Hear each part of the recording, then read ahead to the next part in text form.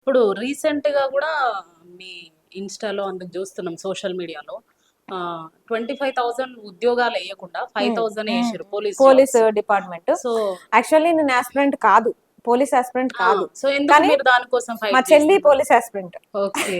మా చెల్లి ప్రిపరేషన్ లో ఉంది. అలాగే తెలంగాణ రాష్ట్రంలో ఉన్న నిరుద్యోగులందరి కోసం నేను ఆ స్టాండ్ కూడా తీసుకున్నా. ఎందుకంటే అందరు బయటకు వచ్చి కొట్లాడలేరు.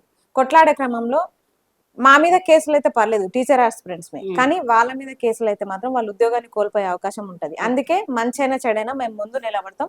మీరైతే చదువుతూ ప్రిపరేషన్ చేస్తూ కొట్లాడండి, ఉద్యమంలో పాల్గొనని అయితే వాళ్ళకి చెప్పినాం. అదే జరుగుతుంది. ముందు మేముంటాం, మేము కేసులు వేయించుకుంటాం, మాకు ఎలాంటి ఇబ్బంది లేదు. మేము టీచర్ ఆస్పిరెంట్స్, పోరాటాలైనా ఉద్యమాలైనా మేము చేస్తాం, మీరు వెనకాల సపోర్ట్ రండి అంటే అట్లే కొనసాగుతుంది. 5,000 ఉద్యోగాలంటే కాంగ్రెస్ పార్టీ వచ్చిన తర్వాత చాలా ఖాళీలు ఉన్నాయి. డీజీపీ కూడా చెప్పిరు, మీరు 19,000 ఖాళీలు ఉన్నాయని చెప్పిన తర్వాత 5,000 పోస్టులతోటి ఎట్లా పోలీసు రిక్రూట్మెంట్ జరుగుతుంది? 46 జీవోని రద్దు చేస్తామన్నారు. ఆ జీవోని ఎందుకు రద్దు చేయట్లేదు? ఏజ్ రిలాక్సేషన్ ఎందుకు పెంచట్లేదు? వాళ్ళకి 3 సంవత్సరాల నుంచి నోటిఫికేషన్ లేదు కదా. మీ గవర్నమెంట్ వచ్చిన తర్వాత మొట్టమొదటగా ఇచ్చే నోటిఫికేషన్ పోలీసు నోటిఫికేషన్. అట్లాంటప్పుడు భారీ స్థాయిలో ఆశలు ఉంటాయి అందరికి. ఖాళీలు కూడా ఉన్నాయి, లేవనడానికి కూడా లేదు. ఖాళీలు ఉన్నప్పటికీ మీరు నోటిఫికేషన్స్ ఇవ్వట్లేదంటే ఏం చేస్తారు? మిగతా పోస్టులు పోలీస్ స్టేషన్లకు పోయి చూస్తే చాలా పోస్టులు ఖాళీగా ఉన్నాయి, చాలా ఉన్నాయి. మరి పోలీస్ స్టేషన్ల ఏం కొరతలు ఉన్నాయి? పోలీస్ స్టేషన్లు లేవా తెలంగాణ? గత ప్రభుత్వంలో అప్పైంది కాబట్టి ఇప్పుడు ఆ జీతాలు మేము ఇవ్వలేకపోతున్నాము అని చెప్పి ఖాళీగా ఉంచుతున్నారేమో, అట్లా అనుకోవచ్చు. మరి గత ప్రభుత్వం అప్పు చేసిందని మేనిఫెస్టో రాసేటప్పుడు తెలీదా? ఇంకొకటి, మేనిఫెస్టో రాసేటప్పుడు ఏమో నిరుద్యోగ భృతి అన్నారు, విద్యార్థి భరోసా కార్డు అన్నారు, మహిళలకి స్కూటీలు అన్నారు, ఫీజు రియంబర్స్మెంట్లు అన్నారు, స్కాలర్స్ కి మన రాష్ట్రంలో ఫీజు వాళ్ళకు కూడా ఫెలోషిప్ ఇస్తామన్నారు, స్టేట్ లెవెల్ ఫెలోషిప్ ఇస్తామన్నారు.